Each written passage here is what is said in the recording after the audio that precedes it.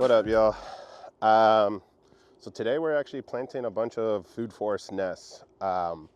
Also, this is a package that I'm putting together to offer on our farm stand for any of our plant sales, and also will be available for our Etsy shop. So I'm putting a whole kit together to make it simple, like trying to make a simple food forest package to make it approachable towards anybody that's looking into creating their own food forest. So let's get into it. All right, y'all, this is a how-to video on how to plant a food forest nest. And this is also a how-to video to go ahead and plant out our food forest package. There's two packages that we'll be offering through Etsy and through any of our plant sales. We'll have the complete food forest starter pack, and then we'll have a food forest support pack. So the complete food forest starter pack will have eucalyptus, a banana corm, cassava or tithonia, mulberry cuttings, and then there's three different types of grasses we'll offer. Napier grass, Mombasa grass, or sugarcane is a possibility. And then a whole seed packet of a complete seed bomb support species. So you don't necessarily have to use these exact species, but this is what we're selling off of our farm and offering through our Etsy store and our plant sales. The support package will pretty much have the seed bomb, some sort of grass, cassava or tithonia, and that's essentially it. That complete support package. Well, the food forest or the tree support package will have that.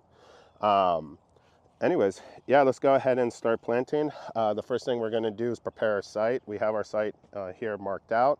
We're going to go ahead and till it. I'm going to show a couple ways of preparing a site for your food forest nests.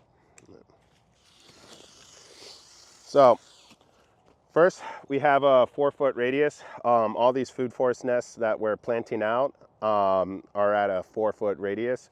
You can take it a little wider if you like, but I think 4 feet is at a sweet spot.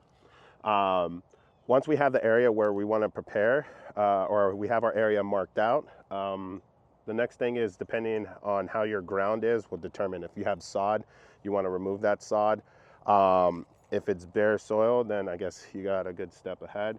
But we want to give some fertility here. So we're going to loosen up this soil, this 4-foot radius, either with a fork and lightly forking it, or using a tiller, and then we'll top dress it with some compost and fertilizer, and then we'll start planting.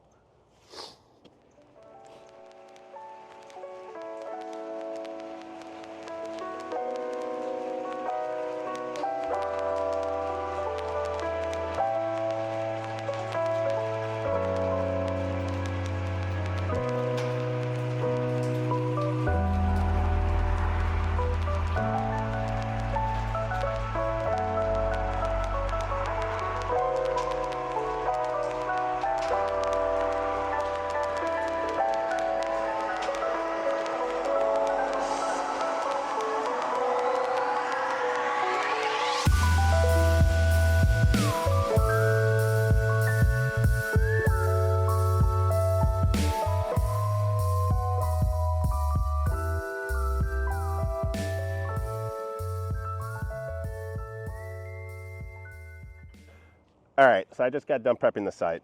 Another thing I want to talk to y'all about is planting bananas properly. So if you buy a banana corm from the farm or anywhere else, or you're propagating, everyone likes to plant and get these corms and put them upright, but the proper way is to go ahead and put it upside down at a 45-degree angle. So if you buy a banana corm from the farm or from our Etsy shop, you'll get something exactly like this. I recommend, once you get this, go ahead and cut the top off a little bit at a 45-degree angle, and that's what we want. That's what we want to plant. And we're going to dig. This whole site's nice and loose and it's fertile with the compost and fertilizer. We're going to plant this corm dead center of this food forest nest. If you're not planting out a food forest nest and you're just planting out a banana, you're doing the same process. The only difference is we're adding more support species versus just planting a banana on its own. but here's a proper banana planting. So upside down at a 45-degree angle, and we're going to dig a hole twice the size of the corm.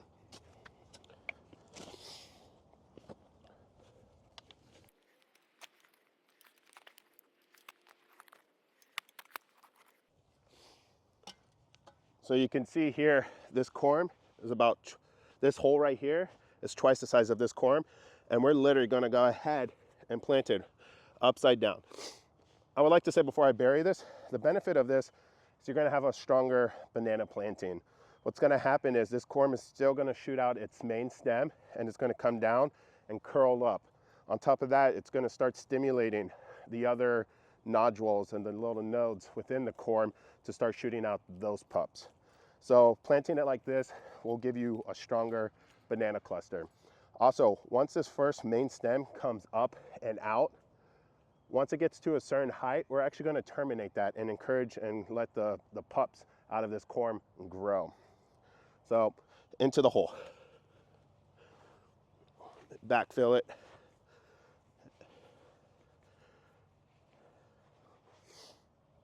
And now we successfully planted our banana corm. The next thing we're going to plant now, since plants don't want to be in isolation, we're going to give a little bit of a support species here. And this is part of the package. This is a eucalyptus. This cultivar eucalyptus is actually Eucalyptus grandis, also known as rose gum. We're going to go ahead and plant it right next to our banana corm. The eucalyptus I'm only going to offer to sell through the stand. Still trying to figure out if I want to go ahead and do pups, or not pups, but plugs to ship out with the food package. I'm still trying to figure that out. But for now, look for your local nursery or start your own corm, or sorry, your own eucalyptus start. If anything, I usually do have some available here on the farm for sale. Anyways, typically I will sell these in plugs, but this is actually I needed to bump it up. This isn't a 1 gallon, but you'll get something that's in a 4-inch pot. And yeah, so essentially nice root here. It hasn't taken a root bound. If it becomes too root bound, I suggest cutting the bottom off, but this is actually pretty good here. So we're gonna plant this right next to our banana corm and plant this right at the soil level. That's it. If you got the complete package, you'll go ahead and it'll come with mulberry cuttings. There'll be 2 to 3 mulberry cuttings per package. You're simply just gonna put it right in the ground. So what's happening here, we have like this triangular planting for this complete food forest package. So what we're going to now do is with these food forest nests, we break it up into different zones. We have the center, zone 2 on the perimeter, and then we're going to have zone 3 on the very outside. So the next planting that we're going to do is put in our support species that's going to cater and service that. So this is where our seed bomb is going to come into place. Go, bro, put it back. Thank you. Just put it back there. So the next thing is we're going to plant the next zone, the next layer over within the food forest nest. This is where we're going to plant a lot of our annuals. So if you're whatever plant starts you have going on, or whatever local nurseries you're able to put plant starts, I recommend on the start perimeter, the second line into the nest, to plant that along with our seed bomb cocktail.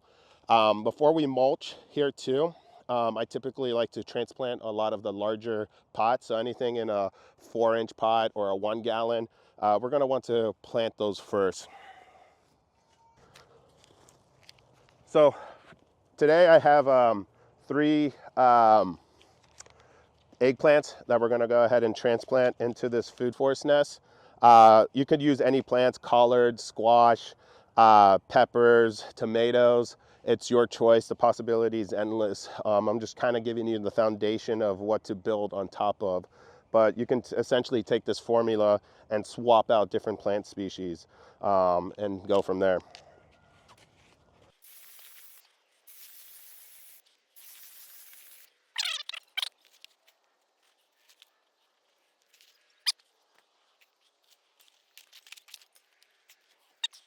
So the next thing we're going to add to this is our pineapple slips. You can add, like I said, this is a good low strata in this place too. You can put turmeric, ginger, maybe canna lilies if you would like. But I have a tremendous amount of pineapple slips that I want to plant into these systems and all of my food forest nests around here. This is a great low strata. And also I want to take the time to talk about the different stratas that are actually happening here. So this eucalyptus is going to be emergent. Bananas are going to go ahead and be your medium strata. And then your mulberries are going to be your high stratum. But this is all you're going to be your secondary and climax type species. We're going to also on the plant and the second zone that we're planting is a lot of our placenta 1 species. So it's mostly a lot of our annual vegetables. So most annual vegetables are high strata. And yeah, so we're planting our eggplant in the system. But like I said, you can do peppers, tomatoes, or any other vegetables you find desire. Depending on your season and when you're planting, will kind of determine that, because you could go ahead and plant collards, kales, broccoli, cauliflower in that as well. But in between these, I'm going to go ahead and plant our pineapple slips. And you can see I kind of like to plant things in threes at like a triangular structure. I just like that stagger. It'll fill in nicely. Eventually this eggplant is going to fill in this spot. We're also going to start after we've done mulching. Now since we have most of our transplant in, we're going to mulch first, and then we're going to start seeding our, dropping our seed bombs. We're also then, after we finish mulching, we're going to go ahead and plant our support species on the outside, like our grasses, which can be Napier, Mubasa, sugar cane. You could also look at Fakahatchee, vetiver. There's a different types of grasses. So I have certain grasses that I offer here from the farm and online through our Etsy shop.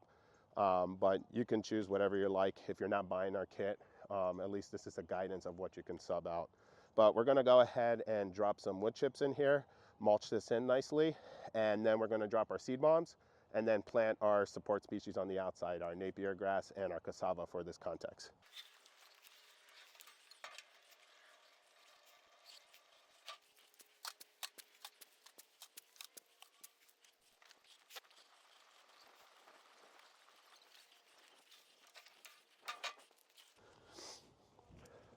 I will add that if you don't have wood chips available, you can go ahead and use any type of mulching material you prefer. You can use hay, straw, wood chips, even use your Mubasa or your Napier grass if you have an abundance, Tithonia. So essentially whatever you have available to mulch, you can go ahead and use that.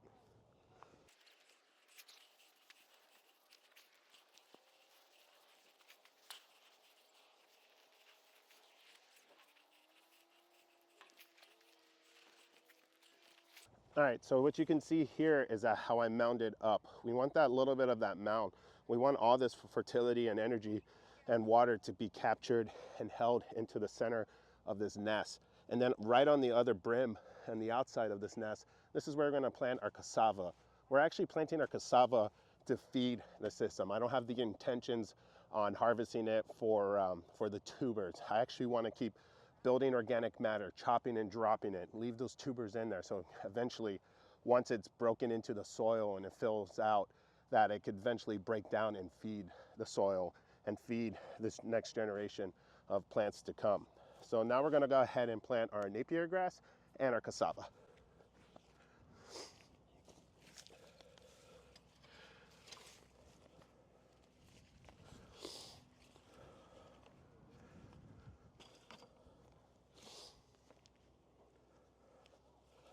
Another thing too, when you're planting cassava, we're gonna plant it at a 45-degree angle, but we're also gonna make little nodules to encourage some root and tuber growth.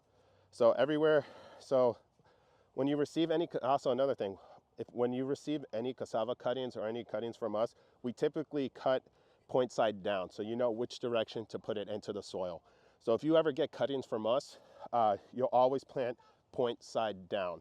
And for cassava, to encourage those tubers, do a little nick towards the top, towards the bottom 1 to 2 inch, and just kind of nick it around the cutting.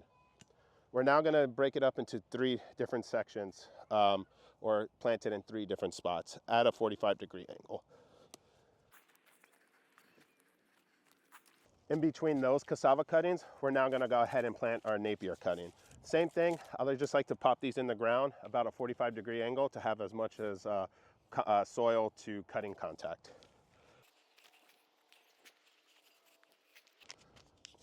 Another thing to add are seed ball mix. These seed bonds that come with will vary depending on availability and what season, and you can also throw your own mix. This mix that I have with this package today actually has zucchini, jack bean, pigeon pea, and Mavuna cowpeas. So I'm gonna divvy up some of these seeds into 3 clusters and and plant in an abundance. So another thing too, a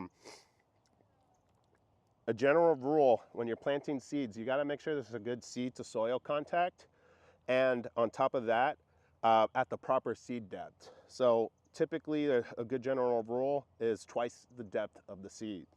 So we're literally just going to plant these in between our pineapple and our eggplant.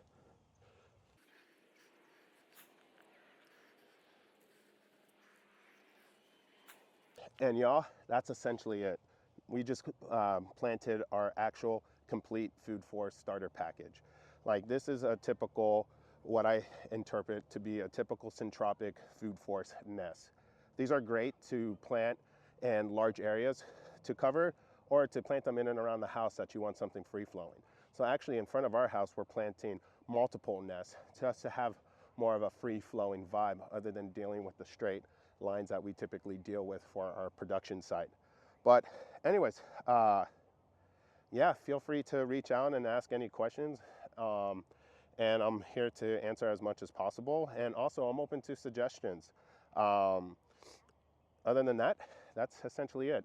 Let's go ahead and show you one that we planted about, let's see, 3 months ago.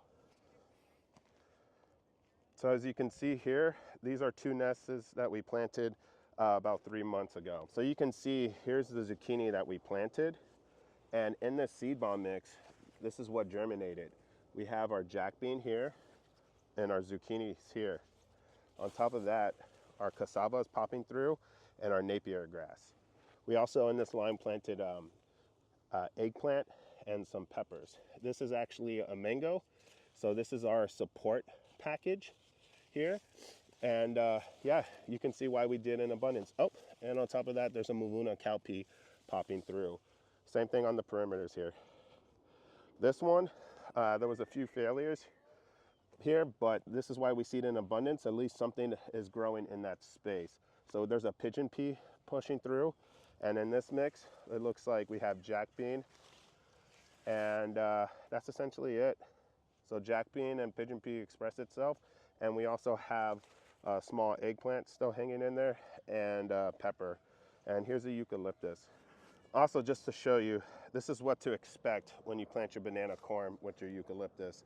So this is the banana corm planting popping through with the mulberry germinating, and the eucalyptus coming through. So essentially, this is what that center of that complete food forest starter pack will look like eventually with its support species. This is actually in the peach orchard that we're retrofitting, that we planted the same mix of plant species. Anyways, y'all, I hope that was useful and informative. If you like what you hear or what you saw, go ahead and like and subscribe. Till then, y'all, take it easy.